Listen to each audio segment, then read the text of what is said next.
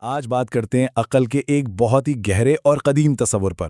یہ وہ سمجھ ہے جو ہمیں روایات سے ملتی ہے، اور سچ پوچھیں تو یہ ذہانت کے بارے میں ہماری آج کی سوچ کو بالکل بدل کر رکھ سکتی ہے۔ تو ذرا سوچئے، کیا ذہانت بس یہ ہے کہ ہم کتنا جانتے ہیں، یا یہ کہ ہم اصل میں ہیں کون؟ کیا یہ صرف دماغی کھیل ہے، یا اس کا تعلق ہمارے وجود کی گہرائی سے ہے؟ یہ نقطۂ نظر ہمیں دعوت دیتا ہے کہ ہم ذہانت کو ایک بالکل ہی نئے زاویے سے دیکھیں۔ تو سوال یہ اٹھتا ہے کہ یہ حقیقی عقل آخر ہے کیا؟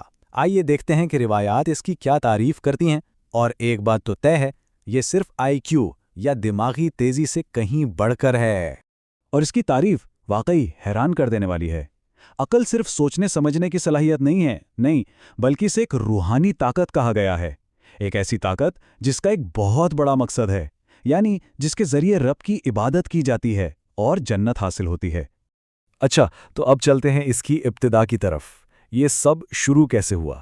اگلا حصہ ایک بہت ہی دلچسپ کائناتی کہانی سناتا ہے، عقل اور اس کے بالکل مخالف یعنی جہالت کی تخلیق کی۔ اور یہ سمجھنا ضروری ہے کہ یہ صرف انسان کی اچھی بری عادتیں نہیں ہیں، بلکہ یہ کائنات کی دو بنیادی قوتیں ہیں۔ تو کہانی شروع ہوتی ہے عقل کی تخلیق سے۔ اسے کہاں سے بنایا گیا؟ عرش الہی کے دائیں جانب موجود ایک خزانے والی روشنی سے، یعنی ایک بہت ہی پاکیزہ، بہت ہی روشن جوہر سے، اور یہی اس کی اصل، اس کی عظمت اور پاکیزگی کی نشانی ہے۔ اور جیسے ہی عقل وجود میں آئی، اسے حکم دیا گیا، آؤ، اور وہ فوراً آ گئی۔ پھر حکم ہوا، واپس مڑو، اور وہ فوراً مڑ گئی، یعنی کامل فرمانبرداری، کوئی سوال نہیں، کوئی ہچکچاہٹ نہیں، بس حکم کی مکمل تعمیل۔ اب آتی ہے اس کی مخالف قوت، جہالت۔ اسے ایک تاریک، لہراتے ہوئے سمندر سے پیدا کیا گیا۔ ذرا دونوں کی ابتدا کا فرق دیکھیں، ایک طرف پاکیزہ نور اور دوسری طرف اندھیرا اور افراتفری۔ اور یہاں سے اصل کہانی شروع ہوتی ہے۔ جب جہالت کو بھی وہی حکم ملا کہ آؤ، تو اس نے انکار کر دیا، صاف منع کر دیا۔ کیوں؟ کیونکہ اس کی فطرت میں ہی تکبر اور بغاوت تھا۔ اور بس اسی ایک عمل نے ان دونوں کے درمیان ایک ایسی جنگ کی بنیاد رکھ دی جو ہمیشہ جاری رہے گی۔ تو اب تصویر بالکل صاف ہے۔ ایک طرف ہے عقل، روشنی سے بنی، فرمانبردار اور عزت والی، اور دوسری طرف ہے جہالت، تاریکی سے بنی، متکبر اور ملون۔ یہی وہ دو بڑی طاقتیں ہیں جن کی جنگ ہر انسان کے اندر چل رہی ہے۔ تو میدان جنگ تو تیار ہے، لیکن جنگ لڑی کیسے جائے گی؟ اب وقت ہے یہ دیکھنے کا کہ ان دونوں قوتوں کو کون سے ہتھیار، کون سی فوجیں دی گئیں، کیونکہ یہ جنگ اکیلے نہیں لڑی جاتی، ان کے ساتھ پورے لشکر ہیں۔ اور تعداد کیا ہے؟ 75۔ جی ہاں، عقل کو بھی 75 لشکر دیے گئے، اور جہالت کو بھی 75۔ یہ تعداد بتاتی ہے کہ مقابلہ کتنا سخت ہے، اور دونوں طرف طاقت کا پورا توازن ہے۔ لیکن یہ لشکر ہیں کیا؟ یہ کوئی تلواریں یا ڈھالیں نہیں ہیں۔ یہ دراصل ہماری خوبیاں اور خامیاں ہیں، ہماری نیکیاں اور برائیاں۔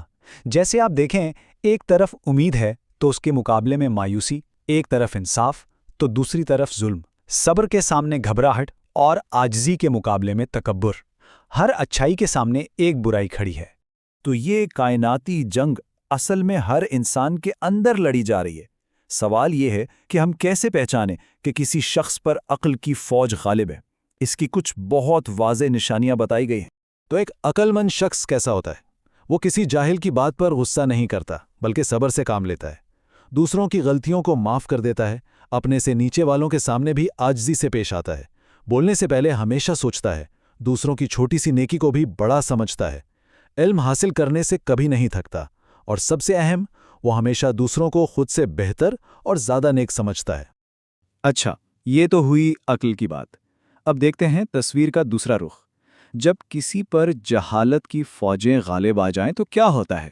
اس کی پہچان کیا ہے؟ اس کا اثر بہت تباہ کن ہوتا ہے۔ ایسے انسان کی صحبت ذلت کا باعث بنتی ہے۔ اگر کوئی ان سے دور رہے تو وہ اسے برا بھلا کہتے ہیں، پیسہ آ جائے تو متکبر ہو جاتے ہیں، غریبی آئے تو اللہ کی نعمتوں کا انکار کرتے ہیں، خوشی ملے تو فضول خرچی اور بغاوت پر اتر آتے ہیں، اور اگر کوئی غم پہنچے تو مایوس ہو جاتے ہیں، اور اگر کوئی ان پر بھروسہ کر کے کوئی راز بتائے تو یہ دھوکہ دے دیتے ہیں۔ تو پھر سوال یہ پیدا ہوتا ہے کہ اس اندرونی جنگ کو جیتا کیسے جائے، عقل کو مضبوط کیسے کیا جائے؟ خوش قسمتی سے یہ صرف ایک تھیوری نہیں ہے، بلکہ اس کا ایک عملی راستہ بھی بتایا گیا ہے۔ اس کے لیے ایک بہت ہی زبردست روزانہ کا منصوبہ بتایا گیا ہے۔ ایک عقل مند شخص اپنے دن کو 4 حصوں میں تقسیم کرتا ہے۔ پہلا وقت اپنے رب سے بات کرنے، اس سے مناجات کرنے کے لیے۔ دوسرا وقت اپنا محاسبہ کرنے کے لیے، یعنی خود سے پوچھنے کے لیے کہ دن کیسا گزرا۔ تیسرا وقت اہل علم لوگوں کے پاس جا کر ان سے مشورہ لینے، کچھ سیکھنے کے لیے۔ اور چوتھا وقت اپنے لیے اور اپنی جائز خوشیوں کے لیے۔ یہ ایک مکمل لائف سٹائل ہے۔ اور اس پورے سفر کا نچوڑ اس ایک جملے میں ہے: تمہارے جسموں کی جنت کے سوا کوئی قیمت نہیں، لہٰذا اسے کسی اور چیز کے بدلے مت بیچو۔ یہ بات یاد دلاتی ہے کہ انسان کی اصل قدر کیا ہے اور اس پوری جد و جہد کا انعام کتنا بڑا ہے۔ تو آخر میں سوال صرف اتنا رہ جاتا ہے، ذہن کی اس جنگ میں آج ہم کس کی فوج کو مضبوط کریں گے؟ عقل کی یا جہالت کی؟ یہ ایک ایسا فیصلہ ہے جو ہر کسی کو ہر روز، ہر لمحہ کرنا ہے۔ یہ جنگ ہمارے خیالات میں، ہمارے الفاظ میں اور ہمارے اعمال میں لڑی جاتی ہے، اور انتخاب ہر ایک کا اپنا ہے۔